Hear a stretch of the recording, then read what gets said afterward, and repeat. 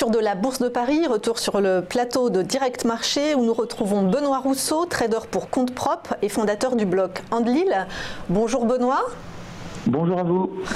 Alors, hier encore, le CAC a terminé au-dessus des 5500 points. Est-ce qu'il s'agit d'un rebond fragile ou est-ce que la dette italienne et les autres incertitudes concernant le Brexit notamment risquent de ramener le CAC beaucoup plus bas ? Oui, ça semble un rebond fragile. On a bien rebondi lundi sur tous les indices parce qu'on a eu la conclusion et le soulagement avec les accords commerciaux entre le Canada et les États-Unis d'Amérique. On est resté concentré dessus. On l'a salué. Tous les indices ont monté. CAC 40 est passé en cours de séance au-dessus des 5500 points. Et puis là, ce matin, on a à nouveau des inquiétudes qui ont ressurgi, notamment cette nuit. On a le chiffre qui a pas mal baissé de 1,5%. Et parce que du coup les relations américano-chinoises reviennent au premier plan et on a appris que le secrétaire d'État à la Défense américain qui devait aller en Chine ce mois-ci a annulé sa visite, donc ça veut dire qu'il y a vraiment des grosses tensions entre les deux pays. Et puis en Europe on a effectivement avant tout on a l'Italie, le gouvernement italien et la montée des taux italiens qui fragilise vraiment essentiellement toute l'Europe. C'est pour ça que l'on voit tous les indices européens chuter de manière assez importante ce matin. On a déjà perdu presque 1% sur le DAX et le CAC 40 est aussi à la traîne. On est sur les 5464 sur futur, donc on a vraiment déjà beaucoup plus bas que les 5500 et il va falloir que ces tensions se calment pour pouvoir peut-être remonter un peu. Mais là en tout cas c'est une ouverture rouge et sur absolument partout. Et si ça ne se calme pas, parce que j'ai envie de vous dire, et la dette italienne et le Brexit, on n'est pas sorti d'affaire, le CAC pourrait aller vers quelle zone rouge ? Alors sur la zone rouge, on pourrait voir notamment ces points pivots. On a un support mensuel à 5412 qui n'a pas été. On y était le 20 septembre sur cette zone-là.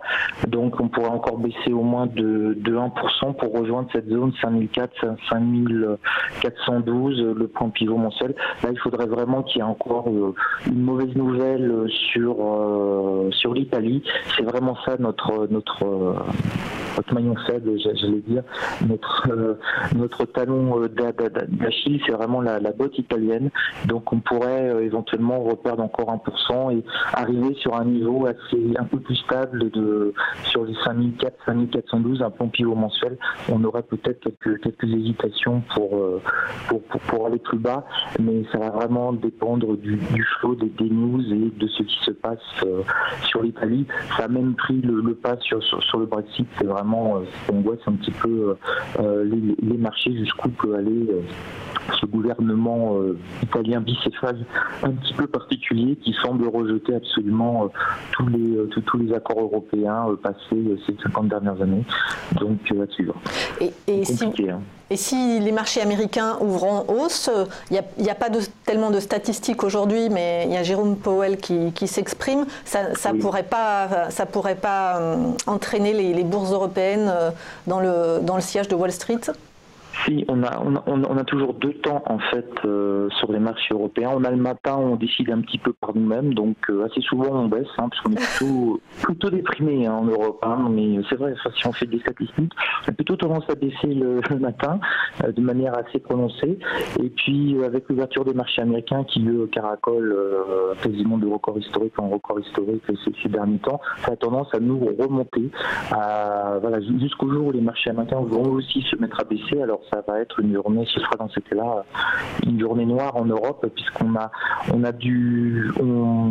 réplique de manière moins puissante les hausses américaines. Par contre, quand il y a une petite baisse américaine, on a tendance à baisser beaucoup plus. Et puis il se passe aussi un jeu, il faut être clair, si on regarde les flux financiers, beaucoup de gérants ont vendu l'Europe, ont vendu notamment du DAX, il a vraiment souffert du DAX. Le CAC 40 s'est bien comporté, bien mieux. pour aller racheter sur les valeurs technologiques américaines du Nasdaq, qui est une sorte de rotation un petit peu sectorielle.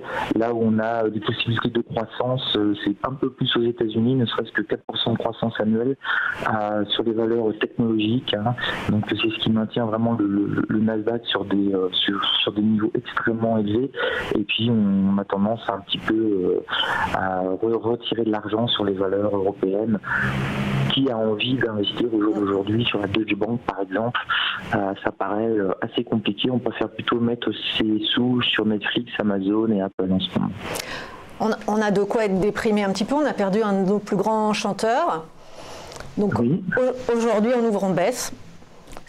Oui, c'était une raison. Je ne pense pas que ce soit lié, hein. Je tenais à vous le dire, effectivement, hommage. J'ai pensé que vous alliez justement commencer la séance avec une chanson. J'ai été un petit peu déçue, mais c'est pas grave. Écoutez, ce sera la prochaine fois. Avec plaisir. Merci Benoît Rousseau, trader pour compte propre et fondateur du blog Enlil.